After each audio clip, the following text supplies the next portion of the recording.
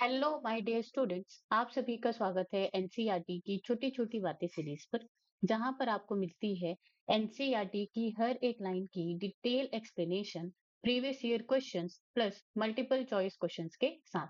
जी हाँ, अगर आप क्लास 11th में हैं, क्लास 12th में हैं या आप एक ड्रॉपर स्टूडेंट हैं जो नीट एग्जाम की प्रिपरेशन कर रहे हैं, तो आप बिल्कुल सही जगह पर आए हैं। जी हाँ, मैं हूँ सरला साहू और आप देख रहे हैं गेट साइंस सरला यूट्यूब चैनल। तो चलिए शुरू करते हैं हमारा आज का लेक्चर। आज हम पढ़ने जा रहे हैं class 11 biology chapter 15 body fluids and circulation, और आज का हमारा टॉपिक है कोगुलेशन ऑफ ब्लड, या फिर आप कह सकते हैं हम यहाँ पे पढ़ने वाले हैं मैकेनिज्म ऑफ ब्लड क्लॉटिंग। ठीक है, यहाँ तक बात समझ में आई? ओके। लेक्चर शुरू करने से पहले आप मेक श्योर कीजिए कि आपके पास एनसीईआरटी होनी चाहिए। ठीक है, पेन एंड कॉपी होनी चाहिए ताकि आप इंपॉर्टेंट पॉइंट्स को हाईलाइट कर सके, मार्क कर सके। सेकंड, अगर आपको वीडियो स्लो लग रही होगी तो आप इसको 1.25 एक्स स्पीड में इंक्रीज करके देख सकते हैं। चलो स्टार्ट करते हैं। Coagulation of blood. You know that when you cut your finger or hurt yourself, your wound does not continue to bleed for long time. Usually the blood stops flowing after some time. तो देखो, जब भी आपकी skin में, आपकी body में कोई भी इंजरी हो जाती है और वहां से जब भी क्या होता है, वहां से ब्लड निकलता है, ठीक है, तो वो कुछ देर बहने के बाद वो वहां पे क्या हो जाता है, जो भी ब्लीडिंग है वो स्टॉप हो जाती है। ओके, तो आपसे ये पूछा जा रहा है कि डू यू नो व्हाई, कि ऐसा क्यों होता है। Blood exhibits coagulation or clotting in response to any injury or trauma. तो इस तरह का कोई भी इंजरी या ट्रॉमा होता है, ठीक है, तो वहां पे जो है ब्लड कोगुलेशन का प्रोसेस होता है। अब ये ब्लड कोगुलेशन का प्रोसेस क्या होता है, देखो, blood coagulation is the process that prevents excessive blood loss during the injury. तो कोई भी इंजरी आपको हो रही है उस टाइम पे जो एक्सेसिव ब्लड लॉस होता है, वहां पे उसको क्या करता है, बचाने का काम करता है। कौन? ये जो ब्लड कोगुलेशन का, ब्लड क्लॉटिंग का जो प्रोसेस है वो। This is a mechanism to prevent excessive loss of blood from the body. अगर आपकी बॉडी से बहुत ज्यादा ब्लड लॉस हो गया तो भी क्या है, वो आपके लिए जो है फेटल साबित हो सकता है, जानलेवा साबित हो सकता है। Okay, you would have observed a dark reddish brown scum formed at the site of the cut or an injury over a period of time. It is a clot और कोगुलम। अब देखो, जैसे ही आपको इस तरह की इंजरी होती है, ठीक है, फिर थोड़े दिनों बाद आप देखते हो कि वो जो यहाँ पे जो क्लॉटिंग यहाँ पे जो फॉर्म हुई है वो कैसा हो जाता है, आपका dark and reddish brown colour का हो जाता है over the time. Okay, so that is called clot formation. Okay, अब ये क्लॉट और कोगुलम होता क्या है, इसमें कौन सी चीजें प्रेजेंट होती हैं। Clot or coagulum formed mainly of a network of threads called fibrins in which dead and damaged formed elements of blood are trapped. तो ये जो क्लॉट और कोगुलम है, ठीक है, कुछ दिनों बाद जो है ये आपको डार्क रेडिश ब्राउन का दिखने लगता है। उसमें क्या होता है, उसमें जो है फाइब्रिन थ्रेड्स होते हैं जो कि मेश का फॉर्म करते हैं, इस तरह से नेटवर्क का फॉर्मेशन वो करते हैं, ठीक है, इस तरह से। और उसमें क्या होता है, dead and damage formed elements में कौन आते हैं, जितने भी सेल्स हैं ब्लड में वो सारे की सारे फॉर्म्ड एलिमेंट्स में इंक्लूड किए जाते हैं। ठीक है, तो जो dead and damage formed elements है जैसे कि आरबीसी, डब्ल्यूबीसी, प्लेटलेट्स, ठीक है, ऑफ ब्लड आर ट्रैप। तो इसमें जो है ये सारी जो फॉर्म्ड एलिमेंट्स है, सेल्स है, वो इस तरह से ट्रैप हो जाती हैं। अब ट्रैप हो जाती हैं तो आप जैसे यहाँ पे देख सकते हो, जैसे ये इमेज है, ठीक है, यहाँ पे आपको कट लगा, यहाँ से जो भी ब्लड है वो जो है ब्लीड हो रही है। ओके, अब फिर यहाँ पे जो है ये जो ब्लड कोगुलेशन का जो मैकेनिज्म है, जो प्रोसेस है, वो स्टार्ट हुआ, इनिशिएट हुआ। फिर यहाँ पे जो फाइब्रिन थ्रेड्स है वो यहाँ पे आए, ठीक है, नेटवर्क बनाया, और इसमें जो भी फॉर्म्ड एलिमेंट्स हैं, आरबीसी, डब्ल्यूबीसी, प्लेटलेट्स, ये सारे के सारे यहाँ पे इस तरह से ट्रैप हो रहे हैं। ओके, तो इस तरह से यहाँ पे जो है ब्लड क्लॉटिंग का जो प्रोसेस है वो इस तरह से यहाँ पे होता है। ठीक है, and that is called clot और कोगुलम। यहाँ तक बात समझ में आई? चलो, अब हम इसका क्या करेंगे, मैकेनिज्म समझेंगे कि ये होता कैसे है। Fibrins are formed by a conversion of inactive fibrinogens in the plasma by the enzyme thrombin। ठीक है, तो ये जो पैराग्राफ है इसको पढ़ने से पहले हम यहाँ पे क्या पढ़ेंगे, इसको हम पहले यहाँ पे फ्लो चार्ट के रूप में समझेंगे। ओके, तो देखो, सबसे पहले यहाँ पे आपको कोई इंजरी हुई, ठीक है, आपकी स्किन में कट लगा या कोई भी इंजरी हुई, तो वहां से क्या होता है, जो हमारे ब्लड में क्या प्रेजेंट होते हैं, प्लेटलेट्स प्रेजेंट होते हैं। और हमने प्लेटलेट्स के बारे में पढ़ा था कि इसमें जो है क्लॉटिंग फैक्टर ये क्या करता है, रिलीज करता है। ओके, तो प्लेटलेट्स जो है, प्लेटलेट्स को पता चला कि अरे भाई यहाँ पे जो है बॉडी के इस पार्ट में जो है इंजरी हुई है, तो फिर वो वहां पे प्लेटलेट्स फैक्टर रिलीज करता है। ओके, अब देखो, अब जहां पे इंजरी हुई है वहां का टिश्यू भी तो डैमेज हुआ है, ठीक है, तो जो भी टिश्यू है जो डैमेज हुए हैं वो भी क्या करते हैं, टिश्यू फैक्टर रिलीज करते हैं। क्या रिलीज करते हैं, टिश्यू फैक्टर रिलीज करते हैं। अब ये जो प्लेटलेट्स ने प्लेटलेट्स फैक्टर रिलीज किया, टिश्यू ने, डैमेज टिश्यू ने टिश्यू फैक्टर रिलीज किया, ये दोनों जो है कैल्शियम+2 आयन के साथ मिल करके किसको एक्टिवेट करते हैं, थ्रोम्बोकाइनेज एंजाइम कॉम्प्लेक्स को ये यहाँ पे क्या करते हैं, एक्टिवेट करते हैं। That is very very important point, ठीक है। अब देखो, ये जो थ्रोम्बोकाइनेज कॉम्प्लेक्स एंजाइम है, एंजाइम कॉम्प्लेक्स है, ये क्या करता है, प्रोथ्रोम्बिन को किसमें कन्वर्ट करता है, थ्रोम्बिन में कन्वर्ट करता है। प्रोथ्रोम्बिन इनएक्टिव स्टेट में किसमें प्रेजेंट होता है, प्लाज्मा में प्रेजेंट होता है। हमने ब्लड का क्या यहाँ कंपोजिशन देखा था, तो ब्लड में जो है आपका प्लाज्मा होता है और क्या होते हैं, फॉर्म्ड एलिमेंट्स होते हैं। फॉर्म्ड एलिमेंट्स में जितने भी सेल्स हैं वो सारे आ जाते हैं, ठीक है। तो ये जो क्लॉटिंग फैक्टर्स हैं ये सारे के सारे कहाँ पे इनएक्टिव स्टेट में प्रेजेंट होते हैं, प्लाज्मा में। जब भी इंजरी होती है तभी ये कैसे होते हैं, एक्टिव होते हैं, ठीक है, एक्टिवेट होते हैं। तो यहाँ पे ये जो थ्रोम्बोकाइनेज एंजाइम है ये किसको, प्रोथ्रोम्बिन को एक्टिव किया, किसमें, थ्रोम्बिन में, that is active enzyme.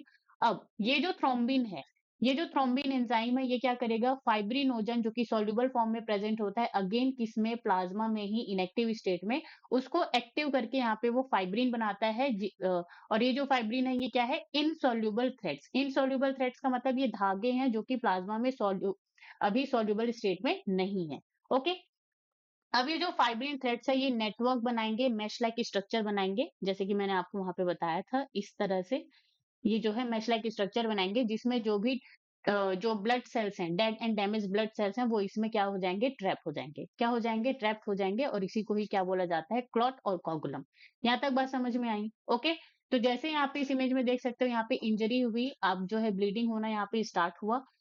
Internally जो प्लेटलेट्स हैं, ठीक है, वो जो है प्लेटलेट्स फैक्टर रिलीज करेंगे, तो ये जो है इंट्रिंसिक पाथवे का जो है ये पार्ट होता है जिसमें प्लेटलेट जो है प्लेटलेट्स फैक्टर रिलीज करते हैं, और यहाँ पे जो भी टिश्यू डैमेज हुआ है, ठीक है, वो टिश्यू फैक्टर रिलीज करते हैं। ये जो है एक्सक्रीटरी एक्सटीरियर, यहाँ पे आप देख सकते हैं, एक्सट्रिंसिक पाथवे का ये क्या होता है, पार्ट होता है। ओके, तो आपके जो नीट एग्जाम है उसमें जो है ये जो जितना भी यहाँ पे फ्लो चार्ट बना हुआ है, यहीं से आपका जो है नीट एग्जाम में क्वेश्चन पूछा जाएगा।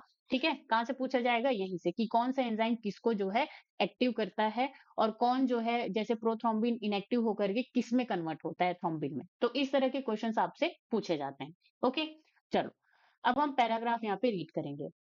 Fibrins are formed by the conversion of inactive fibrinogens in the plasma by the enzyme thrombin। तो ये चीज हमने देखी कि यहाँ पे जो फाइब्रिन है वो कहाँ से, फाइब्रिनोजन से जो है फॉर्म हो रहा है, किसके प्रेजेंस में, थ्रोम्बिन एंजाइम के प्रेजेंस में। Thrombins in turn are formed from the another inactive substance present in the plasma called prothrombin। और ये जो थ्रोम्बिन है वो किससे फॉर्म हो रहा है, इनएक्टिव सब्सटेंस प्रोथ्रोम्बिन से, ठीक है। Now An enzyme complex thrombokinase is required for the above reaction। और यहाँ पे जो है आपका जो है थ्रोम्बोकाइनेज जो एंजाइम है वो क्या करता है, यहाँ पे कैटलिस्ट का काम करता है। This complex is formed by the series of linked enzyme reaction cascade process involving a number of factors present in the plasma in an inactive state। और ये जो आपका जो है थ्रोम्बोकाइनेज है, ठीक है, तो ये जो कॉम्प्लेक्स है वो कैसे फॉर्म होता है, series of linked enzyme reaction cascade process. तो बहुत सारे एंजाइमेटिक रिएक्शंस के बाद जो है आपका ये जो थ्रोम्बोकाइनेज एंजाइम कॉम्प्लेक्स है ये क्या होता है, यहाँ पे एक्टिवेट होता है। अब इसके बारे में हम यहाँ पे डिटेल से पढ़ने वाले हैं, ठीक है। Now an injury or trauma stimulates the platelets in the blood to release certain factor which activates the mechanism of coagulation। तो ये चीज हमने देखी। Okay, certain factors released by the tissue at the site of injury, okay, also can initiate coagulation। तो यहाँ पे जो है प्लेटलेट्स हैं वो भी डिटेक्ट करते हैं कि इंजरी हुई है, तो वो प्लेटलेट्स फैक्टर रिलीज करेंगे, टिश्यू जो है आपका जो है टिश्यू फैक्टर रिलीज करेंगे, और उसके बाद फिर ये जो कोगुलेशन का जो मैकेनिज्म है वो स्टार्ट होगा। Calcium ions plays very important role in clotting, that is very very important, क्योंकि ये जो कैल्शियम आयन आयन है, ठीक है, कैल्शियम+2 आयन है, ये जो है आपको लगभग लगभग सारे ही स्टेप्स में इसकी प्रेजेंस जो है एसेंशियल होती है, जरूरी होती है। यहाँ तक बात समझ में आई? चलो अब हम यहाँ पे देखेंगे, देखो ब्लड क्लॉटिंग फैक्टर टेबल। आपसे नीट में जितना भी क्वेश्चन पूछा जाएगा वो यहीं से ही पूछा जाएगा, ठीक है। ये जो फ्लो चार्ट है, ये जो पैराग्राफ है, यहाँ से पूछा जाएगा मेनली, लेकिन फिर भी हम यहाँ पे थोड़ा सा क्या करेंगे, इन्फॉर्मेशन ले रहे हैं। ओके, तो यहाँ पे आपको जो है 13 टाइप्स ऑफ आपको ब्लड क्लॉटिंग फैक्टर देखने को मिलेंगे, जो कि सारे के सारे कहाँ पे प्रेजेंट होते हैं, प्लाज्मा में इनएक्टिव स्टेट में प्रेजेंट होते हैं। यहाँ तक बात समझ में आई? ओके, तो कॉम्प्लेक्स 1 2 3 4 5 6 7 इस तरह से आपको यहाँ पे नाम दिया हुआ है। यहाँ तक बात समझ में आई? चलो, अब देखो यहाँ पे क्या होता है, एक तो एक्सट्रिंसिक पाथवे होता है और एक होता है इंट्रिंसिक पाथवे। फिर दोनों मिलाकर के यहाँ पे क्या आ जाता है, कॉमन पाथवे आ जाता है। अब एक्सट्रिंसिक पाथवे में कौन आता है, जब टिश्यू डैमेज होता है, तो टिश्यू डैमेज होकर के टिश्यू फैक्टर, जो कि फैक्टर नंबर 3 है, यहाँ पे आप देख सकते हैं फैक्टर 3 थ्रोम्बोप्लास्टिन, इसको वो क्या करता है, रिलीज करता है। ओके, फिर यहाँ पे फैक्टर 7 और कैल्शियम आयन जो है, कैल्शियम आयन कौन है, फैक्टर 4 है। यहाँ पे आप देख सकते हो कैल्शियम आयन कौन है, फैक्टर 4। ये जो है दोनों मिलकर के यहाँ पे जो एक्टिवेशन ऑफ फैक्टर एक्स, तो फैक्टर एक्स यहाँ पे क्या है आपका, फैक्टर एक्स है यहाँ पे आपका जो है form prothrombin activator which is thrombokinase, ठीक है। तो यहाँ पे जो है ये दोनों मिलकर के फैक्टर 7 एंड कैल्शियम +2 आयन मिलकर के दोनों फैक्टर 10 को क्या करते हैं, एक्टिवेट करते हैं, प्रोथ्रोम्बिन एक्टिवेटर। अब प्रोथ्रोम्बिन एक्टिवेटर कौन है, थ्रोम्बोकाइनेज। यहाँ पे जैसे आपने यहाँ पे आप देख सकते हो, प्रोथ्रोम्बिन को एक्टिवेट कौन रहा है, ये जो प्रोथ्रोम्बिन है उसको एक्टिवेट करके थ्रोम्बिन कौन बना रहा है, थ्रोम्बोकाइनेज, ठीक है। तो एक्सट्रिंसिक पाथवे में आपका जो है यहाँ पे थ्रोम्बोकाइनेज को इस तरह से क्या किया जाता है, एक्टिवेट किया जाता है। ओके, ये जो है टिश्यू जो डैमेज हुआ है वहां से स्टार्ट होता है। अब इसी तरह से इंट्रिंसिक पाथवे होता है, इंटरनल पाथवे होता है, जो कि स्लो होता है। यहाँ पे आपका जो ब्लड वेसल है वो डैमेज हुआ, ठीक है, कॉन्टेक्ट विथ कोलेजन फाइबर। उसके बाद ये क्या करते हैं, फैक्टर नंबर 8 को एक्टिवेट करते हैं, फिर ये फैक्टर नंबर 8 फैक्टर नंबर 11 को एक्टिवेट करेंगे, फिर ये जो है फैक्टर 9 को एक्टिवेट करेंगे, फिर उसके बाद फैक्टर 9 और फैक्टर 8 किसके साथ मिलकर के, कैल्शियम आयन के साथ मिलकर के यहाँ पे एक्टिवेशन ऑफ फैक्टर 10। फैक्टर 10 क्या है, prothrombin activator which is thrombokinase, ठीक है। तो यहाँ पे जो है प्रोथ्रोम्बिन एक्टिवेटर थ्रोम्बोकाइनेज एंजाइम को क्या किया जाता है, यहाँ पे एक्टिवेट किया जाता है। यहाँ तक बात समझ में आई? इसीलिए आपका जो है यहाँ पे एनसीईआरटी में लाइन लिखा हुआ है कि ये जो थ्रोम्बोकाइनेज है, ठीक है, ये जो एंजाइम कॉम्प्लेक्स है, कैसा, this complex is formed by a series of linked enzyme reaction which is cascade process. Cascade process का मतलब बहुत सारे एंजाइम जो है यहाँ पे जो है इन्वॉल्व होते हैं किसी एक चीज को एक्टिवेट करने के लिए, ठीक है, इसीलिए यहाँ पे ये लाइन लिखी हुई है। अब देखो, तो यहाँ पे एक्सट्रिंसिक पाथवे और इंट्रिंसिक पाथवे दोनों में ही थ्रोम्बोकाइनेज क्या हो गया है, एक्टिवेट हो गया है। अब जो है यहाँ पे कॉमन पाथवे आएगा, यहाँ पे ये जो थ्रोम्बोकाइनेज है, ठीक है, ये जो थ्रोम्बोकाइनेज है ये आएगा कौन, कौन है ये, फैक्टर 10। ये एक्टिवेट करेगा किसको, प्रोथ्रोम्बिन को विच इज फैक्टर 2, किसमें, थ्रोम्बिन में। फिर ये थ्रोम्बिन किसको, फाइब्रिनोजन को विच इज फैक्टर 1, फाइब्रिन में कन्वर्ट करेगा, जो कि यहाँ पे ये थ्रेड लाइक स्ट्रक्चर हो जाएगा, ठीक है।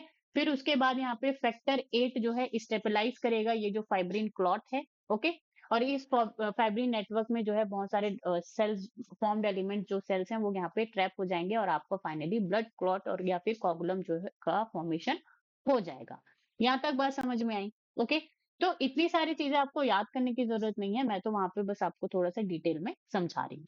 ओके, चलो, तो मेनली आपको क्या याद रखना है, थ्रोम्बोकाइनेज, थ्रोम्बिन, फाइब्रिनोजन, फाइब्रिन, ये सब के बारे में याद रखना है। और most important point, calcium ion is the most essential sorry essential part of this whole mechanism.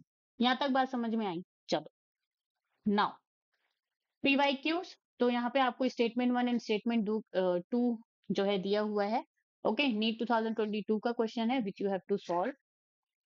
Another question, NEET 2021 का क्वेश्चन है, okay, that is very very important and both question from the NCERT, okay। चलो, so thank you so much guys for the watching। अगर आपको video अच्छी लगी हो तो like comment share and subscribe the channel, stay tune on get science at the YouTube channel.